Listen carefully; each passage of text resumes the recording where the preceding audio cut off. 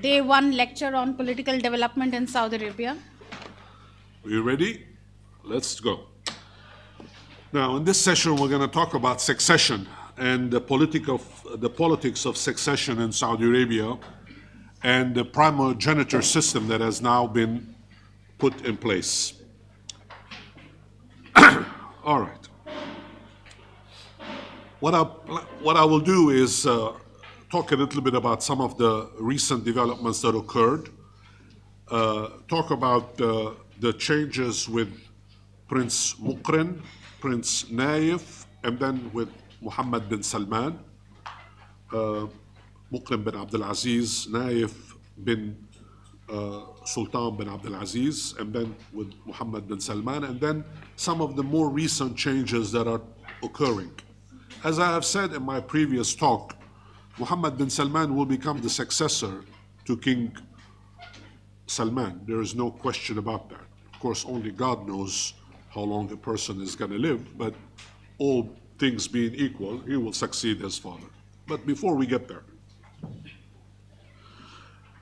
when serious business outlets extrapolate fantasy, as occurred after King Abdullah passed away on 23 January 2015, the time was right to take cover, if for no other reason than because of a genuine fear that some of the sublime and utterly muddled prose would hit one in the face. By early 2015, dozens of journalistic articles and semi-academic articles were published to decipher the succession mechanism in the Kingdom of Saudi Arabia, and at least in a few cases, to draw impossible parallels to what might occur next in the Sultanate of Oman. Justin Fox, for example, wrote on the widely read Bloomberg News electronic site that the Al Saud were comparable to a family business, a stale cliché with little resemblance to reality, arguing that for all such entities, durability did not prevent vulnerability, especially when power was transferred from one leader to another. Bruce Rydell, the director of the intelligence projects at the Brookings Institution and a veteran CIA analyst, engaged in a questionable deduction from the death of King Abdullah in what was an eccentric speculation over Sultan Qaboos bin Said, positing that while the Saudi succession was transparent, Oman's is opaque. The sentence was more soundbite than careful analysis, as well as being something tangential. The entertaining Fox essay speculated in the true sense of the word, as the author wondered whether families like the Al Saud ought to go with the eldest son, who has been groomed since birth to take over, or the younger daughter, who is twice as smart. What if the kids don't get along? What if they're not interested in business? What if they can't control their anger around macadamia nuts? This is all from the article. All of which were preliminaries to assess the challenges of succession in Saudi Arabia. For the brazen journalist, the Al Saud was an enterprise that also happens to be a sovereign nation.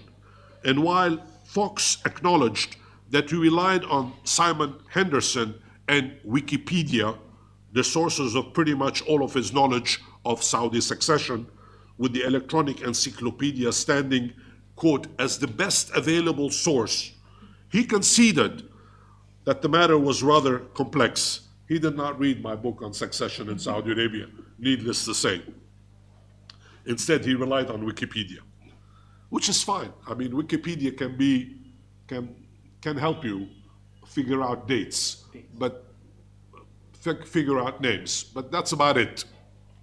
Nevertheless, the Bloomberg author concluded that the kingdom preferred seniority over competence. I repeat that, seniority over competence, even if the most recent designations of Mohammed bin Naif and Mohammed bin Salman belied such facile analyses that regrettably received wide attention by experts and lay observers alike. Mercifully, Fox accepted the notion that the founder of the kingdom, Abdul Aziz, was ferociously competent, though the same apparently could not be said about his successors. King Saud was, according to Fox, again, a bit unreliable, whose rule was allegedly inept, whereas King Faisal was more competent, quote unquote. Relying on Simon Henderson, a former journalist for the Financial Times, Fox repeated the latter's gossipy reportage that Faisal skipped over the next oldest son of Abdul Aziz, his brother Muhammad, who was considered unsuitable due to his bad temper and frequent drunkenness, and appointed the one after, the even-tempered Khalid, who became king. In turn, Fox continued in his widely reproduced essay, King Khalid reportedly passed over a couple of unimpressive brothers to choose the experienced technocrat Fahd as crown prince. Again, he uses the word crown prince, although there is no such thing in Saudi Arabia. It's heir apparent, wali al-ahd, okay? If there is one thing that you will learn from my lectures, please abandon the crown prince epithet. What followed, according to this legend, was fraught family negotiations, which resulted in naming Prince Abdullah bin Abdul Aziz as heir to the heir apparent. For a while there was an heir to the heir apparent, wali al-ahd, although today there is no such thing. Of course, there is no heir apparent right now after Muhammad bin Salman. King Fahd received no particular accolades in this unabashed depiction, even if his reign from 1982 to 2005 covered the gamut of reforms as well as significant concessions to the clergy, although his heir, Abdullah, assumed the burdens of power after 1995 when the monarch suffered from a debilitating stroke. Abdullah, who accomplished far more than many realized, threaded a fine line between 1995 and 2005, waiting for the moment of his accession to unleash an unprecedented set of truly epochal socio-political transformations. I don't want to go into all the details here, but if you're interested, I wrote actually a book on Abdullah, on political and legal reforms in Saudi Arabia. It's all about his reign. And it's one of my favorite books. I have a few of the 20 that I prefer. This is one of them. His reign, Abdullah's, was stretched from 2005 to 2015. Will long be remembered, in my view, for various reforms, including extensive government scholarship programs. Approximately 150,000 Saudis were sent overseas, all expenses paid. The appointment of women to senior positions. The first vice minister was appointed by King Abdullah. A sustained effort to introduce professionalism within judiciary. For the first time, the judiciary was authorized to publish precedents under his rule, whereas now it's common, but in those days, the judges did not bother to publish any documents. They ruled based on their knowledge, essentially. The creation of a Supreme Court occurred under his rule, holding of various national dialogues, approximately 20 national dialogues on sensitive topics, as well as convening with Spain a global interfaith dialogue between all believers. In fact, the center, which used to be based in Vienna, now in Portugal, is named after the King Abdullah International Institute for CD, I have to look it up. Among the late ruler's most significant political transformations were the various changes associated with the country's succession mechanisms. And while observers recorded that he outlasted two of his own heir apparents, Princes Sultan and Naif, both of whom died in office, his third heir apparent, Salman bin Abdul Aziz, who was appointed heir apparent in 2012, acceded the throne on January 23, 2015, just as it was planned and without a hitch, unlike what Simon Henderson and Mr. Fox and others believed, that there will be a struggle, that they will eat each other out, that they will fight amongst each other. None of that occurred. In many ways, King Salman, who, as I said, has been in power since 2015, was probably the most promising ruler on account of his 5 decades old responsibilities as the family consigliere, Italian word for the man who kept the peace of the family. The consigliere is the person, the advisor, the lawyer, the person who is attuned to all the differences that exist within the family. When 2 members of the family, for example, had a dispute, they would go to Prince Salman, who used to be governor of Riyadh, to have a resolution of this situation, and it was taken care of. Hardly any item of any worth escaped his attention. And though he was 79 years old in 2015, he was not ill beyond the normal wear and tear that came with age and the heavy burdens, of course, of responsibility, and did not suffer from dementia, as Henderson proclaimed ad nauseum, without presenting a shred of evidence to back up his assertions. The guy was old. That's all. And we all get old. I got news for all the young people here. You're going to look like me one of these days. You're going to get old. On the contrary, King Salman may be advanced in age, but he has no mental impairments, though those who spread such images may believe otherwise. In the event, and miraculously, no one made any references of King Salman's alleged health impairment after early February 2015, especially after the Saudi monarch displayed the kind of stamina that individuals half his age mustered at any given time. In fact, and over the course of several weeks, Riyadh welcomed over 20 heads of states or governments, all of whom were received by the ruler and all of whom could have easily reported any lapses of attention during extensive conversations. Notwithstanding these superficial analyses, succession concerns lingered in Saudi Arabia along with several conservative Arab Gulf monarchies, which these deserve careful examination away from pedantic similes and irrelevant metaphors that regrettably filled newspapers and blanketed television programs ad nauseum. Now, the most important change that occurred, I'm going to skip on a lot of different things here, but when King Salman acceded the throne, most scholars of the kingdom concluded that he would not change the country and undo his brother's deeds. And though he moved with uncharacteristic swiftness to demonstrate his will to power, his accession was carefully orchestrated and long planned. Still, many speculated that his rule would be different from that of his predecessor. And while it was only natural that a distinct personality would want to introduce his own ideas, the monarch was not about to abolish the Allegiance Commission.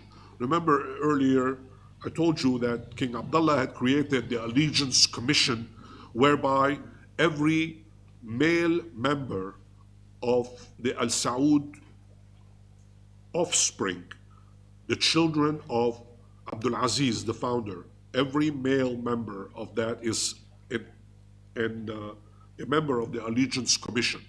If that person has passed away, their eldest son takes his place. So therefore, there are about 35 members of the Allegiance Commission representing the 35 surviving sons of Abdul Aziz, or if they've passed away, their children. Now, because of his consolidation of dozens, and I forgot to mention this morning, earlier this afternoon, that King Abdullah was very big on creating commissions. So he had a whole bunch of commissions created. In fact, people criticized him for creating all these commissions. Commission for this, commission for that, commission for up, commission for down, commission for left, commission for right. He had lots of commissions. Well, everybody thought that these consolidation process will go on, and dozens of committees would be grouped. And in fact, they were grouped into two very large groups. All of these commissions were amalgamated. Some ventures to raise concern that somehow this reflected the direction towards the new ruler intended to take the country.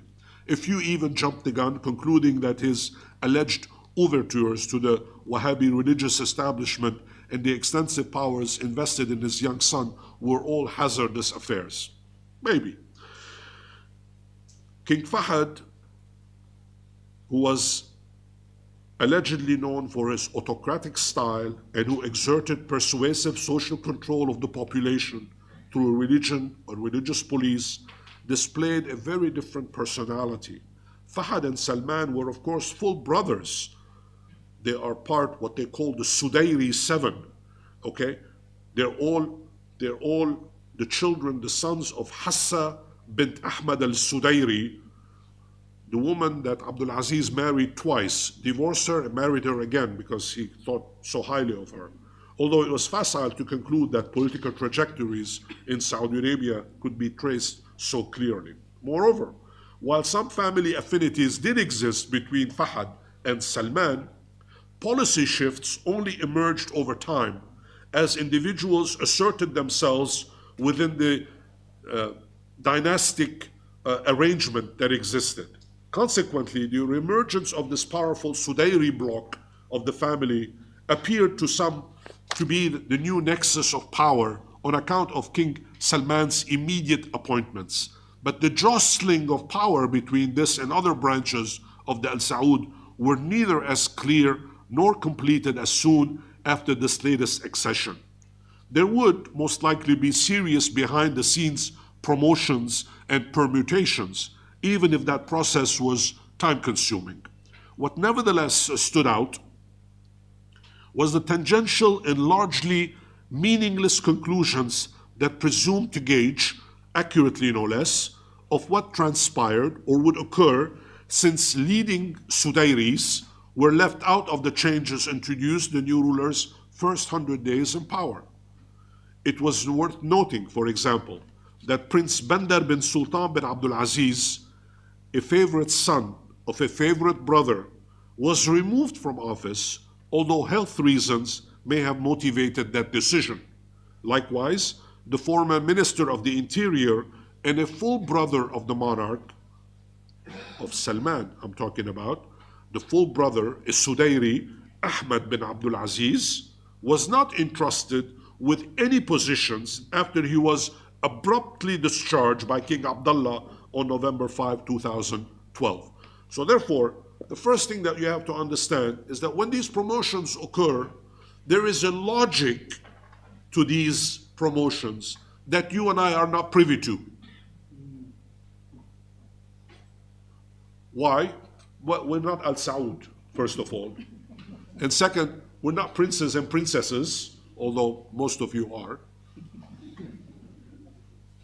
And third, because we don't know what goes on behind closed doors. Why would they tell us? Why would they share this information? Why would they come out and, if there is dirty linen, why would they wash their dirty linen in public? This is on a need-to-know basis only, which makes plenty sense. So, Abdullah is gone, Salman is now king, and remember, Abdullah had appointed Prince Muqrin bin Abdul Aziz, a half-brother, as his heir apparent. So now Salman is king in January 2015, and Muqrin bin Abdul Aziz, his half-brother, a non-Sudairi, is the heir apparent. So far so good? You're with me? All right. Now, Prince Muqrin, who was a former intelligence chief, was appointed deputy heir in 2014, which made the 70-year-old, at that time he was 70 years old, the youngest son of the kingdom's founder, next in line to succeed. And he filled the position in January 2015. What was not clear at that time, whether even to Saudis themselves, was how to jump to the next generation. How would this be managed? Even if King Abdullah had decreed procedures to decide succession with the 2006 promulgation of the Allegiance Commission law, the announcement that placed Prince Mukrin in his heirship reassured observers that the kingdom's long-term succession process was secure at a moment when senior members of the family sought internal stability amid conflict and political turmoil across the Middle East. In other words, Abdullah appointed Mukrin as his heir apparent, signed a decree that no one can change this, signed a decree that no one can change this, and that he must succeed me when his time comes. Of course, heir to the heir apparent, right? It was important to note that the Saudi Arabian heir apparent normally served in one of the country's three security institutions: Ministry of Defense, Ministry of the Interior, and the Saudi Arabian National Guard, SANC. This had been the case with the past. King Abdullah was commander of the SANC for nearly 2 decades when he was named heir.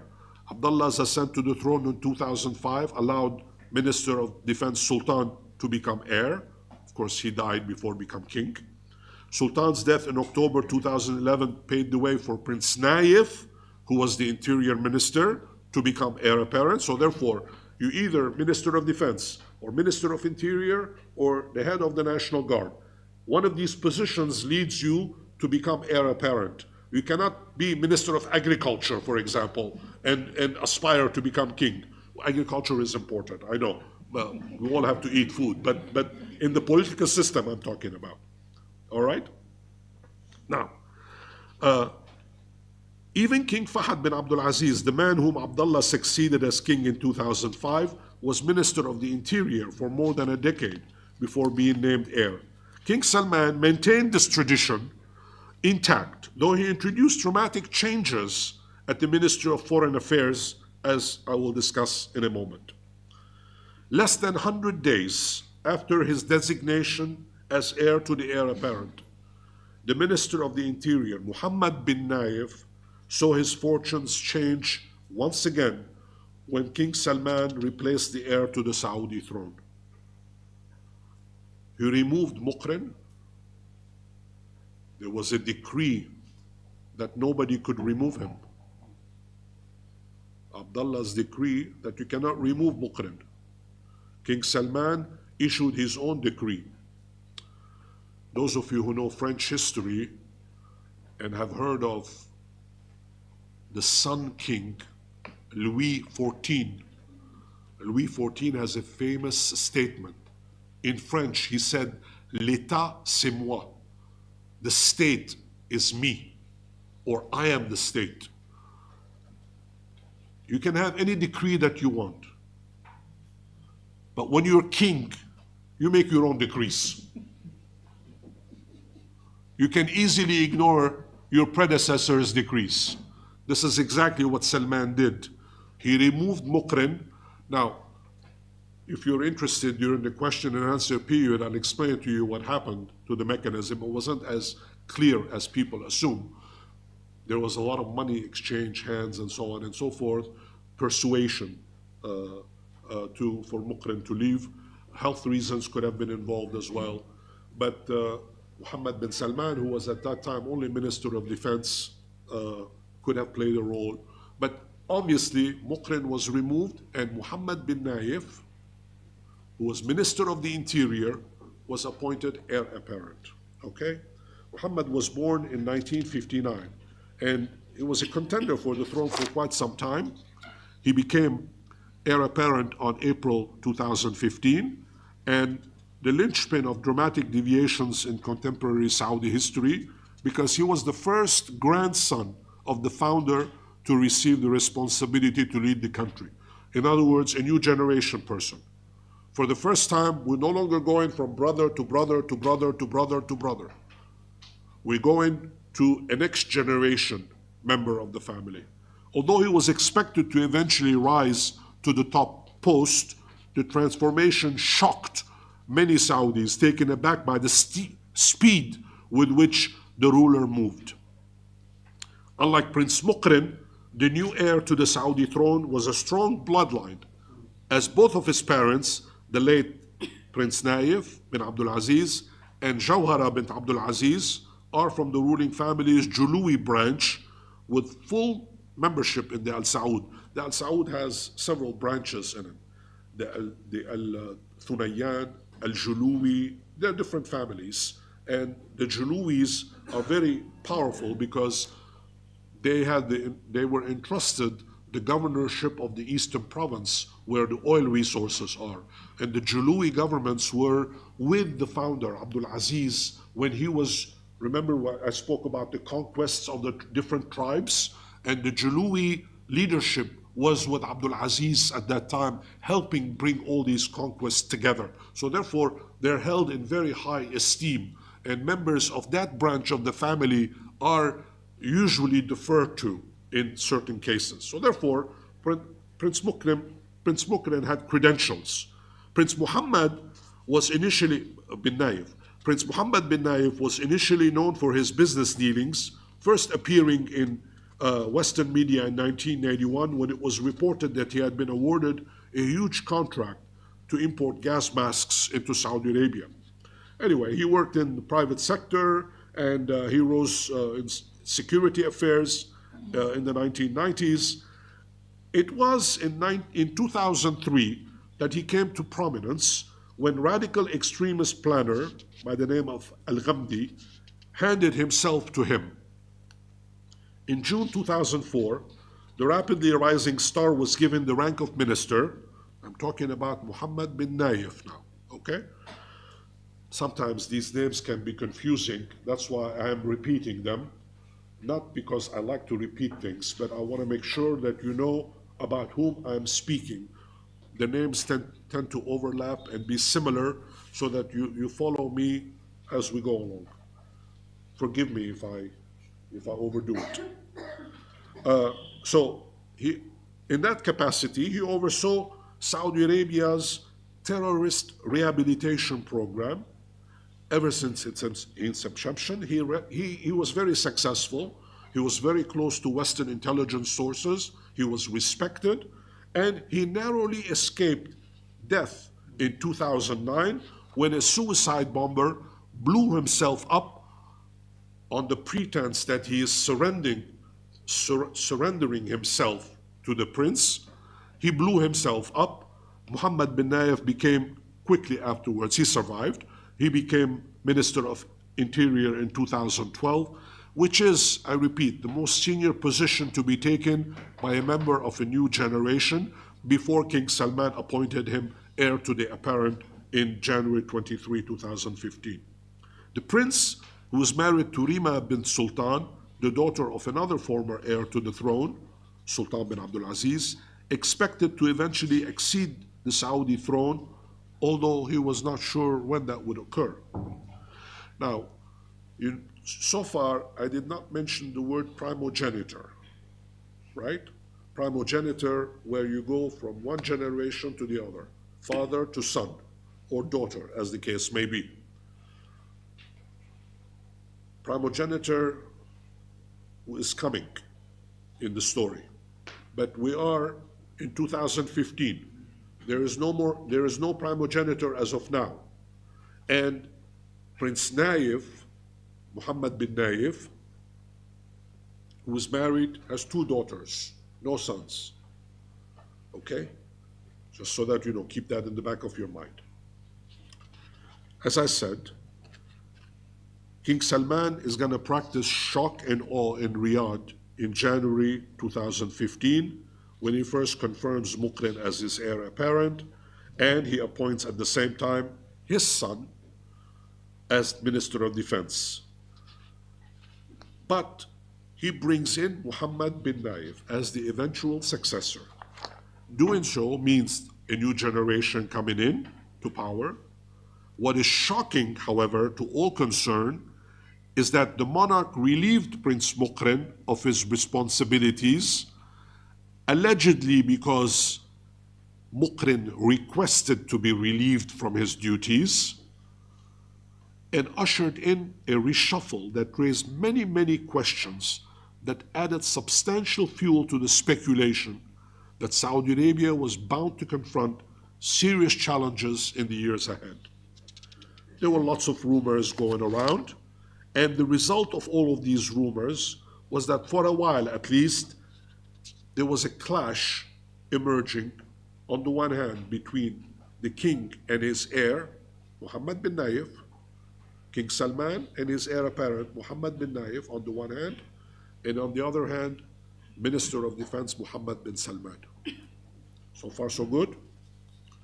Now, besides his monarchical prerogatives to determine the fate of the kingdom, it's possible to speculate that King Salman probably decided to accelerate the pace of change of what he determined was an inevitable change to a new generation rose up to the challenge. Now, here I do a little bit of speculation. Those of you who have read my stuff on succession matters will realize that I don't have all the details at hand. Nobody does. Nobody knows what goes on in the palace, even though I've been to the palace, but not when they were having these conversations. They wouldn't have these conversations in front of scholars. We're dangerous people. We can spread rumors, you know. You don't want to talk in front of a scholar. One of the most troubling aspects of the king's move concentrated on the state of his health, as I said, which divided observers. There were no guarantees that the king was going to survive his poor health, so on and so forth, even though, as I said, he had no dementia, none of that still existed. But how the monarch himself perceived ties between Mohammed bin Nayef and Mohammed bin Salman, what kind of guidance to provide to both of them, was really anyone's guess, mine included. I would just say that King Salman was confident that his directive would be followed through, whatever he decided. In April 2015, several royal decrees were issued. Prince Saud al-Faisal was replaced from the post of Minister of Foreign Affairs and substituted with the kingdom's ambassador to Washington, L02. As someone who has spent the past 3 years of my life writing a book on Saud al-Faisal, I treated this change in some detail in the manuscript that I just completed. And even though technically Saud al-Faisal requested to be replaced for health reasons, but he had been foreign minister for 4 decades. And usually, when you are that long in a position, you don't leave, usually. The details are still murky in terms of what actually happened. But technically, he was requested to be relieved from his duties, and he was removed. According to the statement, Prince Saud asked to be relieved, as I said, for health conditions, although he was sworn in by none other than the monarch on March 9, 2015. In other words, just a month before he was replaced. If you are sick and you are not able, within 1 month, this change is a bit fishy, if you ask me. At any rate, the official Saudi press agency clarified that the veteran minister who held the position since 1975 was appointed an advisor and a special envoy of King Salman, as well as a supervisor of foreign affairs. Saud al-Faisal was to use a Catholic Church term, a potential pope, papabile, as they say in Italian. He was king material. He could have become king, but circumstances are what they are. He did not. Given the myriad responsibilities that a Saudi foreign minister assumed, and because of the enviable skills of Adel al-Jubair as an American specialist, what the monarch probably wished to simply do was to entrust the post to someone who knew how to communicate with the Obama administration at the time for the balance of the latter's term in office. Saud al-Faisal was a tough guy, very tough guy. He did not stand up for BS. He spoke his mind. He spoke his mind wherever he was. It didn't matter. One time, former Secretary General of the United Nations, Ban Ki-moon, the Korean, he caught him by the collar and come over here. I need to talk to you about this. What are you doing? You don't touch, diplomats don't like to touch each other. You have to always maintain protocol. But Saud was the kind of guy who was really into it. And he was a passionate believer in what they were talking about. And Ban Ki-moon, he was being the diplomat that he is, that is, not to answer the question. And Saud would not stand for that. Naturally, the new minister was expected to benefit from a new slew of experts, and the Minister of Foreign Affairs was changing, etc. I don't want to bore you with all the details here, but to bring back the story to the change that occurred with the appointment of Mohammed bin Nayef, behind these permutations, King Salman regarded his presumed affinity to ultra-conservative religious authorities was also quite speculation because of the alliance that we talked about earlier and how he managed the family affairs in a way that allowed him to make sure that there were no disputes emerging between the different branches of the family. Now, okay, I'm going to skip over some of this because obviously it's too much detail. And as I said, he amalgamated all of these commissions into two powerful committees, and the committees were named. The first committee was the Council for Political and Security Affairs, CPSA, headed by the heir apparent and Minister of Interior, Mohammed bin Nayef, and the Council for Economic and Development Affairs, CEDA, headed by the Minister of Defense, Mohammed bin Salman, that replaced the 11 bodies. And here is the problem. Salman comes in, he does two things. He removes Mukrin, he puts in Mohammed bin Nayef. He tells Mohammed bin Nayef, you're going to be in charge of the Security Committee, CPSA, and he tells Mohammed bin Salman, the defense minister, you're going to be in charge of the second committee that looks at economic development plans. So you have two committees headed by two Mohammeds that are going to meet, and both of them sit on both committees, by the way, as the chairman and the vice chairman. So you can see the complications that arise at the top level when you have two very capable and ambitious individuals entrusted with responsibilities to please the king and the country in a way that will not balance, that will not create problems for the balance of the country. Again, if you are interested, I will talk to you about the different committees, which I will skip over. I've written about this. You can read about them if you want in some of the articles that I have written. Now, I'm skipping a lot of things. Now, so here we are. Surprise, in 2017, a coup d'etat occurs at the palace. Mohammed bin Nayef is dismissed as heir apparent. He is replaced by Mohammed bin Salman.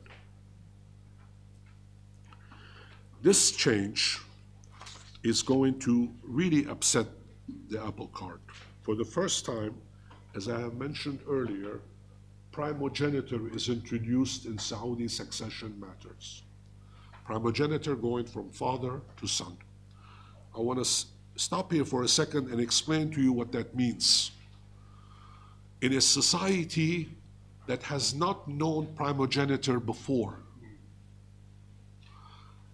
all the successions that has occurred prior to Mohammed bin Salman's appointment as heir went from brother to brother to brother to brother.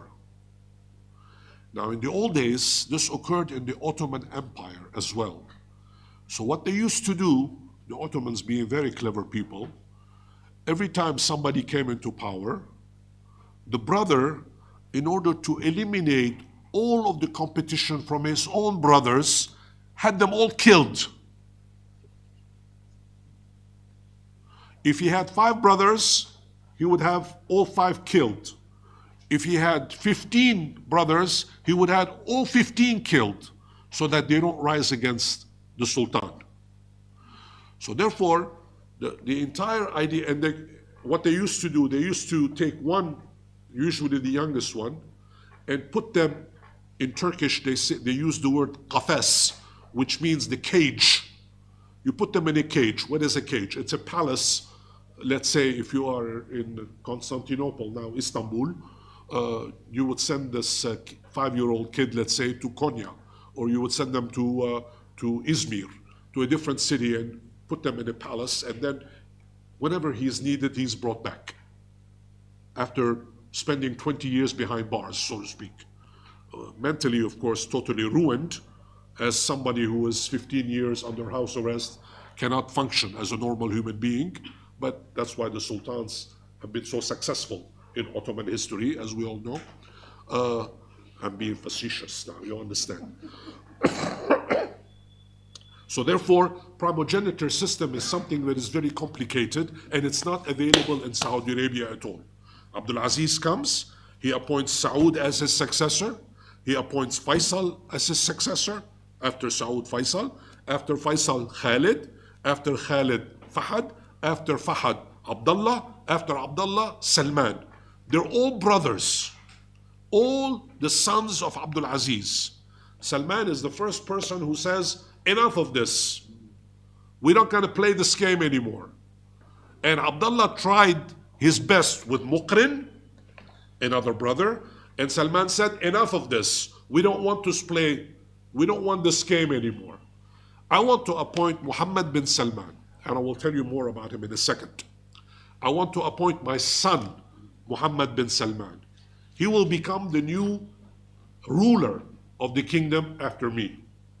And he will become the ruler after King Salman.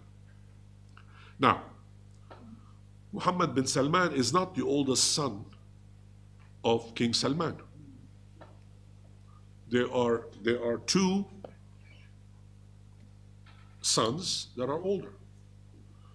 One is, actually there are 3 older. One is Abdul Aziz bin Salman, who is the Minister of Petroleum now. The other one is Sultan bin Salman, the astronaut that went with the Discovery space shuttle. And the third one is Faisal bin Salman, who used to be governor of Medina. Now he has been taken from that position and entrusted an institution called Al-Dara, D-A-R-A, which is the kind of think tank of the family. Al-Dara is a historical institution. They publish all the books on the history of the kingdom. They do a lot of, and King Salman is very much interested in history. He was a buff of history. He loved, King Salman is, his favorite subject is history. And he always listens to stories, have books read to him. And when he was, obviously he's an old man, he doesn't have time to read anymore with all his responsibilities, but people read to him. He's very much interested in history. And he's entrusted this position now, the head of Al-Dara, to Faisal, who has a PhD from Oxford University, an educated man, who has written a very interesting dissertation on Saudi-Iranian relations. You can check it out. It's actually quite a good piece of scholarship. So therefore, he is now in charge. All right. Now, why did he pick Muhammad bin Salman and not Abdul Aziz or Faisal or Sultan? Why pick Muhammad bin Salman? Now, that's a very, very interesting question. People usually don't spend time to think about these issues. Because he probably saw in this young man something he did not see in the others. Maybe he decided that this young man had the kind of capabilities that reminded him, Salman, the king, reminded him of his father. reminded him of Abdul Aziz. If you look at the pictures, you will see that Mohammed bin Salman is a big guy. The others are not small either, but he has an impressive physical presence. In fact, he likes to compare himself to his grandfather. He's one of he went to King Saud University, law degree from there.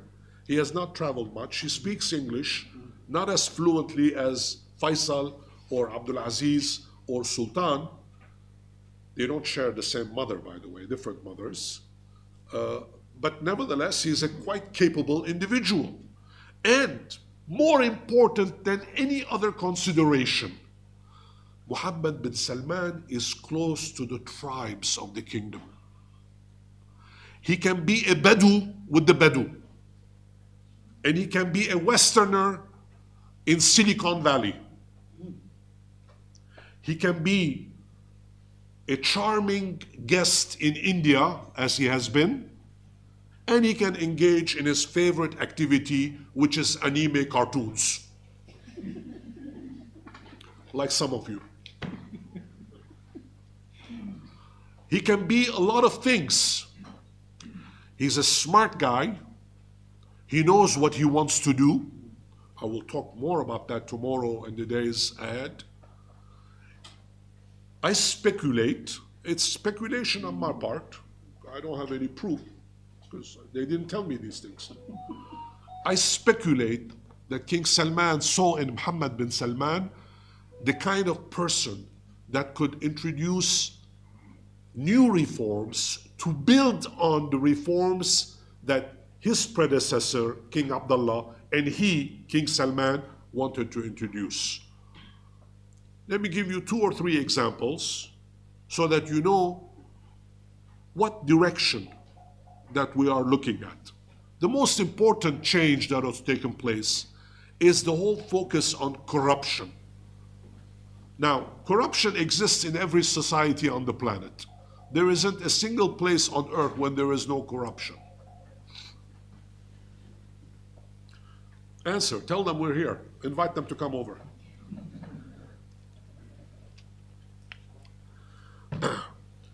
Corruption exists in every society on earth. Some societies are better at managing it. They call it legal corruption. Legal corruption. I can steal in the name of the law. That's legal corruption. Corruption exists everywhere. It exists in the United States as much as it exists in Lebanon, as much as it exists in every society on the planet.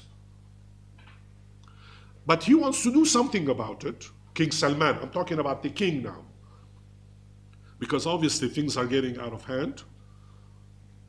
There are lots of people who are making the kind of income that is unconscionable, dipping into several hands to acquire the kind of wealth that is disproportionate. So therefore, in 2017, one of the first things that they do is create this ministry of this commission of corruption, anti-corruption. It's a law, and they arrest a whole bunch of people, including ministers, princes, etc., and they put them all at the 6-star Ritz-Carlton Hotel, which has become a prison, including Walid bin Talal, probably the richest Saudi, who spends as a guest of the government there several months until he makes a deal with the government and returns some of the money. The other princes do the same thing as well. Obviously, there is a process involved. So this is one example of the kind of reforms that he introduced. Now, before anybody in the audience asks me, I'm going to volunteer the information about some of the negative things that Mohammed bin Salman did with Jamal Khashoggi, who was murdered in Istanbul. Jamal Khashoggi was a friend of mine, just so that you know. Allah yarham. And he made mistakes. And he was a member of the Muslim Brotherhood. And Not that that is a sin, but obviously he made mistakes and he rubbed people the wrong way. And Mohammed bin Salman recognized that Jamal Khashoggi was assassinated on his turf, and he took responsibility for it. He said it should not have happened. It's my responsibility, but I didn't order it. Of course, the CIA does not believe this, but then, of course, we all know that the CIA makes no mistakes, right? They have never made a mistake in their entire lives. But they put a report, a 3-page report with 6 lines on it, without any evidence, saying that, in fact, this is what happened. Only God knows what happened. Right now, only God knows what happened. The fact of the matter is that this is another of the trial and errors that Mohammed bin Salman went through. At that time, the family tried to come to terms with it. They sent several delegations to Istanbul to negotiate with Recep Tayyip Erdogan, a paragon of impeccable traditions, of course, because we know that the Turks never make a single mistake. They have never killed anyone in their entire lives. So you make the list. That's another example. A third and final example of the changes that Mohammed bin Salman is introducing, about which we'll say a lot more as we go along, which is Vision 2030. Vision 2030 is still work in progress. Everything that is in it will probably not occur by 2030. Maybe it will be 2040 or 2050, but nevertheless, the process has started. And as I say, I will say a lot more about this, but it occurred. The changes that were introduced by Mohammed bin Salman with Vision 2030 are remaking the kingdom into something entirely different. Now, final points about succession, and I will stop so that people can ask questions. I was reading this very interesting article recently. It says 2022, where the king, you know, who is now 88 years old, in the decree that was changed, there was one clause in the new law that is very important. And then I will say what the decree says, and then I will stop. The new decree in 2022 essentially says that whoever becomes king can appoint an heir apparent, but the heir apparent cannot be of his own family.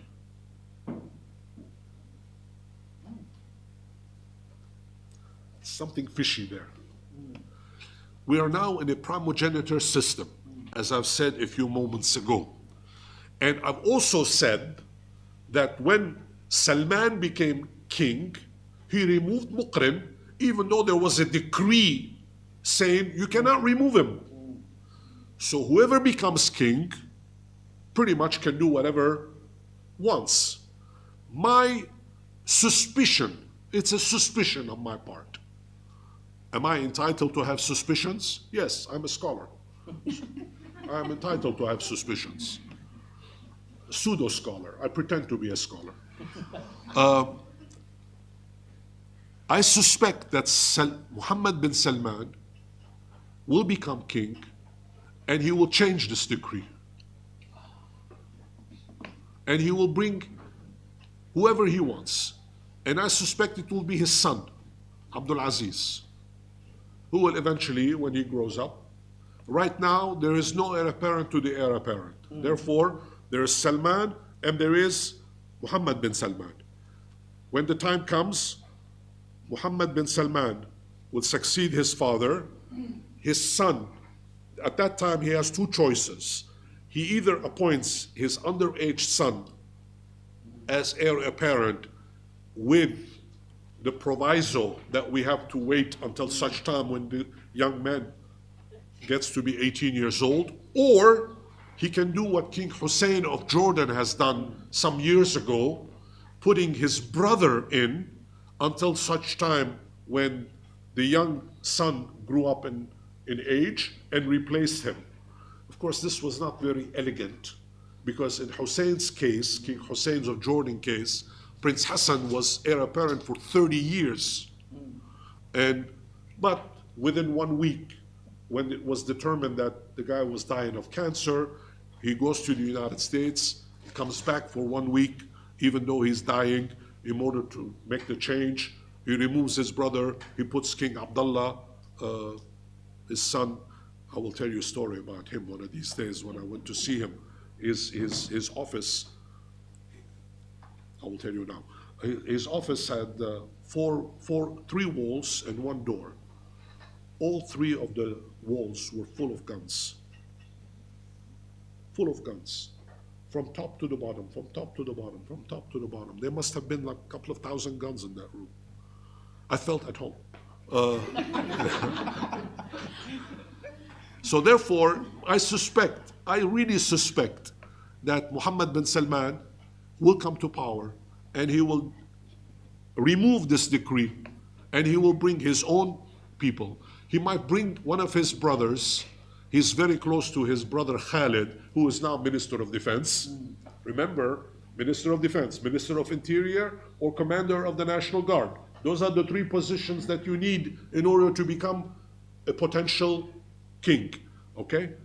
He might bring his brother Khalid, put him there as a stopgap measure until such time when his own son comes of age and can succeed him. I'll stop now. Thank you.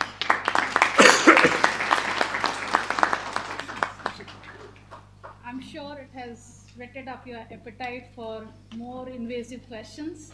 So we can have few questions in the first round.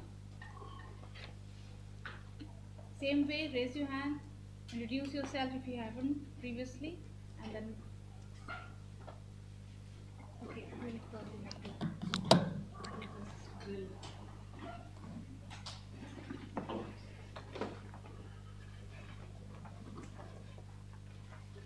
I'll come here.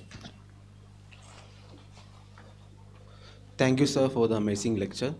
Sir, I have two doubts. First of all, compared to other Saudi kings, MBS is reaching the position of power in a young age, between 30 to 40, while others were in 50 to 60. So one advantage, he is younger, but as a disadvantage, he is less experienced. So personally, I felt that many of his actions were impulsive. Why I am saying so? Example, he started a war in Yemen. It is a practically quagmire now. Houthis have emerged in strength. He announced the Lion City. Now it has reduced in ambition. He did the Jamal Khashoggi thing and it have a huge blowback. So I felt that his impulsive nature is actually bringing some negative for Saudi's national interest. So do you feel so? Second question, you said a keyword, that creation of wealth. So when we go into the economics, the last year Nobel Prize was won by a book called Why Nations Fail, written by Darren Acemoglu. So when I read that book, it was written that the extractive economies have only short-term benefits. For long-term economic growth, for long-term creation of wealth, there must be institutions, there must be civil society. So you said that MBS top-down reforms are planning to create wealth. But when I look the book of that, because it have won economics Nobel, it asks for two conditions. One is a vibrant civil society and another is the existence of autonomous institutions. Do Saudi lack both of these for long-term economic growth? So what's your comment?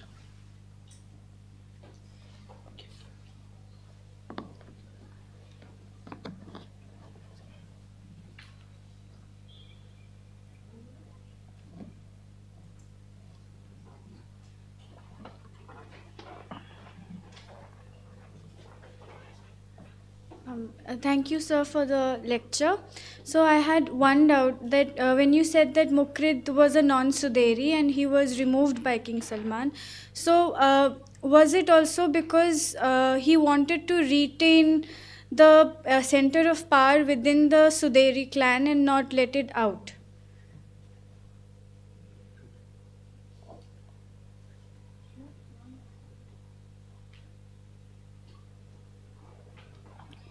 Okay? Thank you. You can take these All right. questions All right. and wait for others. Okay.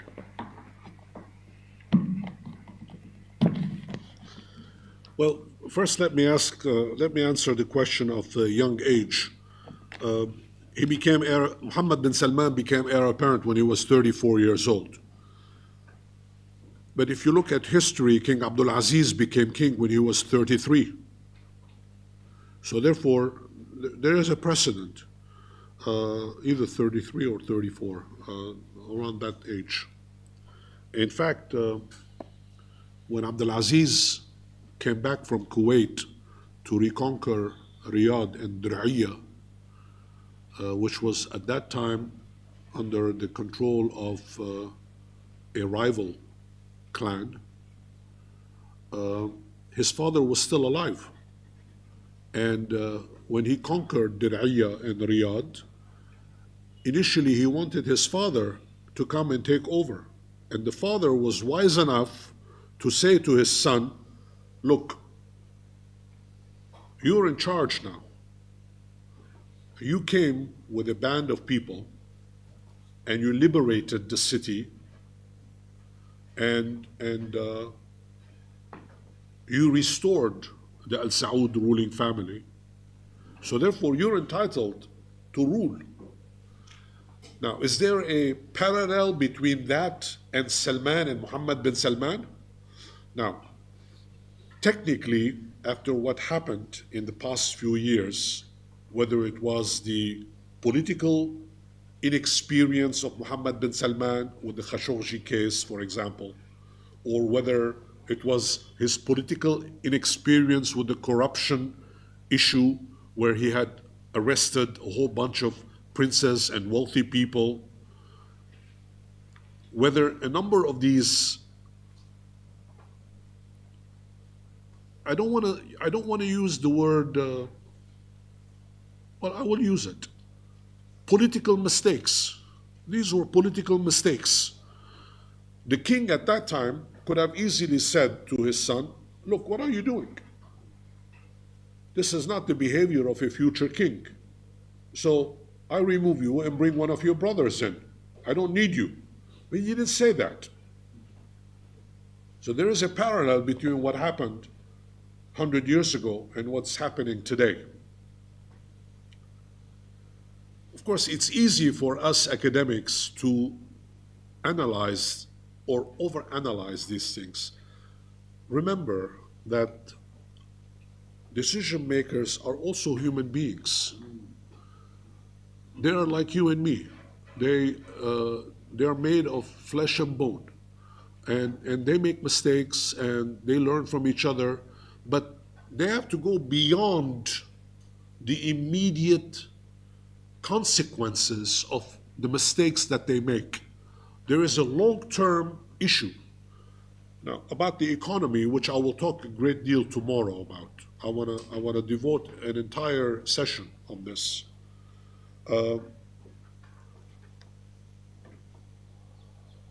Sometimes it's a trial and error issue. Sometimes you try a policy, and if it does not work, you adapt it, you change it, you bring something new. You cannot do this with succession. It's not a policy. You cannot remove a person just because they made mistakes and say, unless the fault was so egregious that you cannot forgive that person. Like, I don't know, I cannot think of let's think of Tsar Nicholas I of Russia with Rasputin, and for fun they used to burn people for fun in the old days. Unless they did things like that. But King Salman decided that, okay, we're going to endure, we're going to accept that this is a learning process, and we're going to tolerate the learning process as much as possible. The political mistakes occur, and we're going to have to wait and see what happens in the future. And you notice that two things. One, Mohammed bin Salman assumed the responsibility, as I have said, and second, he hasn't repeated the political mistakes, which means he's learned from them. One hopes, right? I mean, he has learned. We haven't seen. Of course, he's now better advised. He has lots of good advisors, including my boss, who is one of his advisors, and they pay attention to what's going on. So they are very careful. Now, in terms of Muqrin, as I have said in my presentation, Muqrin was a very interesting young man.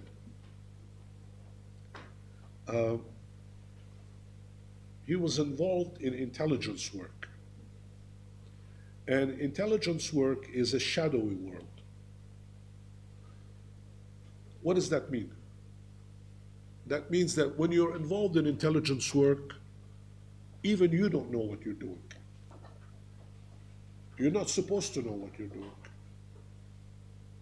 Intelligence work is the kind of world where you're supposed to only know part of what you are assigned to know.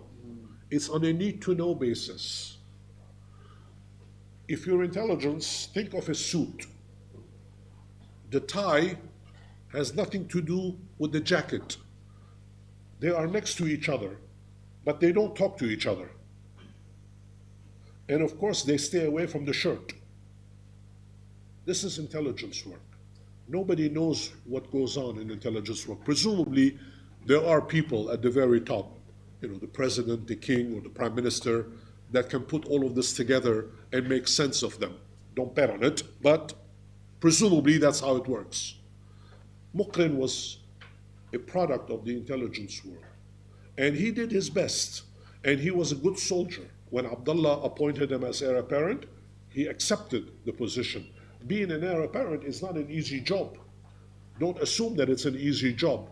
You have to meet all these people. You have to go from left to right. You have to satisfy all these constituencies. You have to meet with the tribal leaders. You have to welcome people in your majlis. You have to open ceremonies. You have to go this. You have to do that. It's thankless. Trust me. It's like being a vice president. You get tired of going to funerals after a while. It's a thankless job. It's a thankless job. But he did a good job. And when he was told that the time has come to change the system, as King Salman has decided that he wants, determined to change the system, he was going to bring primogeniture mechanism into the country. Muqrin said, yes, sir. Now, there is speculation. I don't know whether the speculation is accurate, whether he was persuaded to do this. He was giving financial reward. It's possible. Who knows? We all speculate in terms of what happens in these family gatherings. Nobody knows the truth because these are all private conversations that take place between senior members of the family. They're not going to tell us. And why should they tell us? Thank you for your replies. We can have 2 more questions.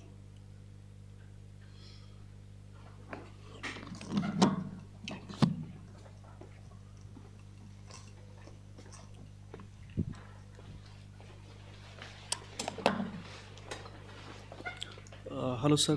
Sir, can you make more elaboration regarding the succession of the King Faisal? Because like the Muhammad bin Salman, he was also a little bit exceptional in case of forcing King Saud to exile in Greece. Even he died in Greece in 1964. Thank you.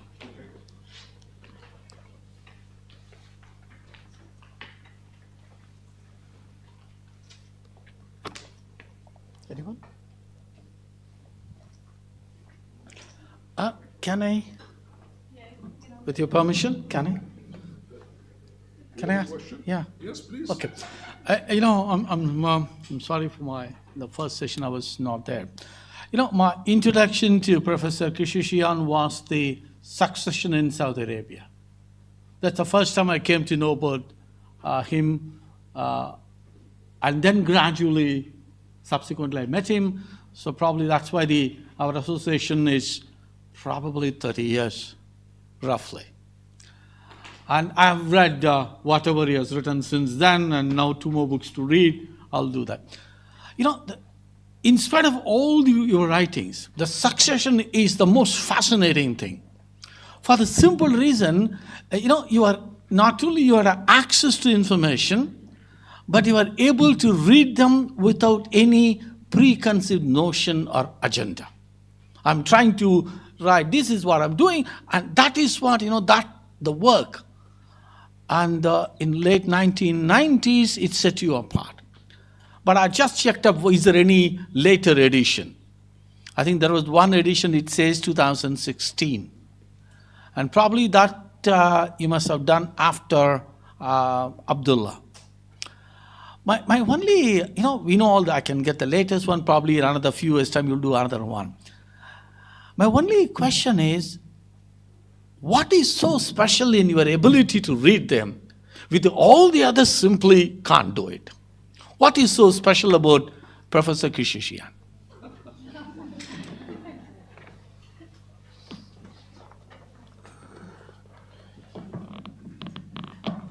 I don't think I can answer that question. I really cannot answer that question. I'm a very lucky person in life. I've been very lucky. Like I'm lucky today to be here and with lecturing to so many people. This is luck. And I've always been very lucky in life, even though I've had my share of troubles in life. But compared to a lot of people, I consider myself to be lucky. And I've met a lot of wonderful people over the years that opened lots of doors. There are two individuals that I owe more than any other person who has ever lived in my life. One is Sultan bin Zayed, the former Deputy Prime Minister of the United Arab Emirates, for whom I worked for 9 years. He's a friend of mine. He's dead now. Sultan was the kind of friend, he was not just my boss, he was my friend. And he opened so many doors. It's because of him that I met all these kings, sultans, ministers, all these people. Whenever he wanted something, he would send me to Cairo to meet with Mubarak of Egypt.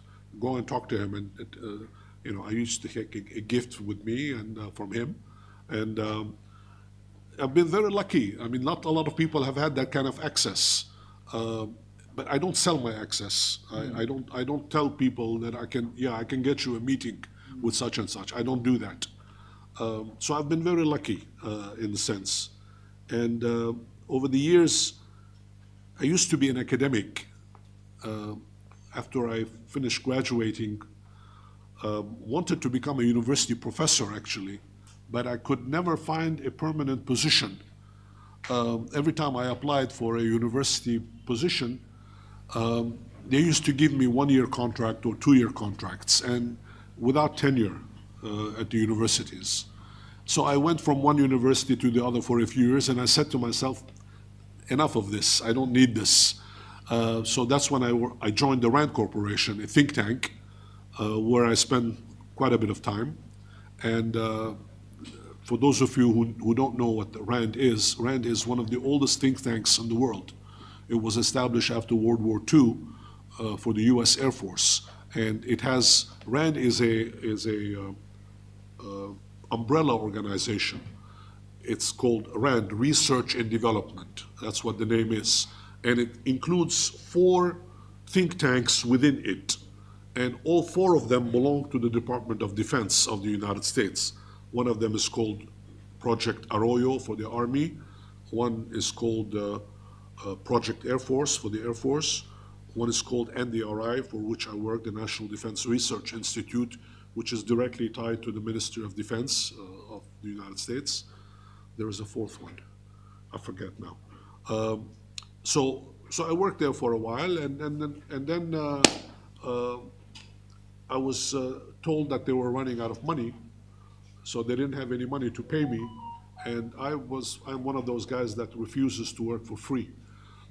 For some reason, I thought that would not be kosher, to use a Jewish term. So I decided that I needed to get paid, so that's why I hooked up with Sultan bin Zayed. And a friend of mine introduced me to him, and he was so generous. At the end of the briefing that I gave him on Saudi Arabia, he asked my friend how much money he should give me, and the guy told him, give him $1, and he gave me $2 instead. So then I knew that he was I'm using that expression, 1 to 2. You get the point.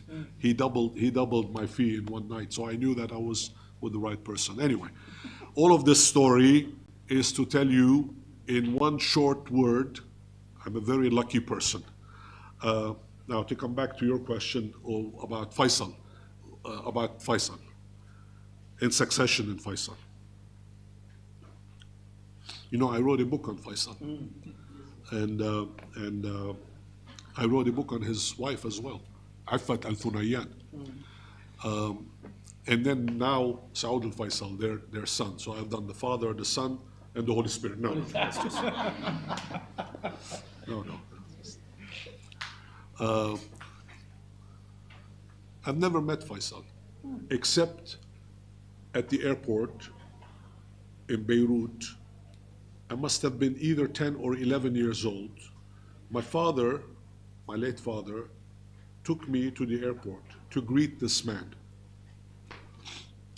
And we went to the airport. In the old days, Beirut airport had a balcony where you could actually stand and see the visitors coming down. So I saw this Arab man with a long thobe coming down from the plane, and everybody was crazy, everybody was shouting, everybody was yelling. And I had no idea who this guy was. And my father said to me, "This is a great man, and we are here to honor him." Years later, I told the story to Turki al-Faisal, my boss, his son. And Prince Turki liked the story, and I told him I should write a book about your dad. And he said, "Go ahead and write a book about my dad." He likes the book, by the way. And the succession that occurred between Faisal and Saud was a messy affair, really messy affair. King Saud was a bon vivant, someone who loved life, who spent money that there is no tomorrow. He borrowed money he didn't have. He spent money he did not have. And he left a huge debt, which meant that the economy tanked. Faisal, who was the heir apparent at the time, was obviously part of the whole thing. Family establishment, they realized that something had to be done. Otherwise, the country's economy was gonna sink, literally. So they had a family gathering, and they've decided that they would remove Saud from power. Imagine that for a second. A sitting king is being removed by his brothers and his uncles, led by the senior member of the family at that time, Muhammad bin Abdul Aziz. They essentially told Saud, "You are no longer going to be king as a ruler. You will keep your title because your brother Faisal does not want you to be removed as monarch, but you will not rule. You will remain a figurehead." They tried this for 2 years, and they realized that this was not going to work. And afterwards, they got together again, and essentially they dismissed Saud and put Faisal back into power. He was, obviously, Saud was, he left the kingdom. He went to Athens, Greece, for many years, where he passed away, and he was brought back. But he was not the only person that had these kinds of family affairs. Saud was not the only one. In the 1950s, if you read Saudi history, you will find out about the free princes, the so-called free princes. There were 3 of them, led by Talal bin Abdul Aziz, who was also asked to leave the country. He went to Egypt first, then Lebanon. He married the daughter of the prime minister there, the mother of Walid bin Talal, who is half Lebanese, because the mother is Riyad Solh's daughter, who passed away recently. So therefore, this is not new, this is not precedent. But the way it was done, it was a very nasty way. In fact, there was a confrontation.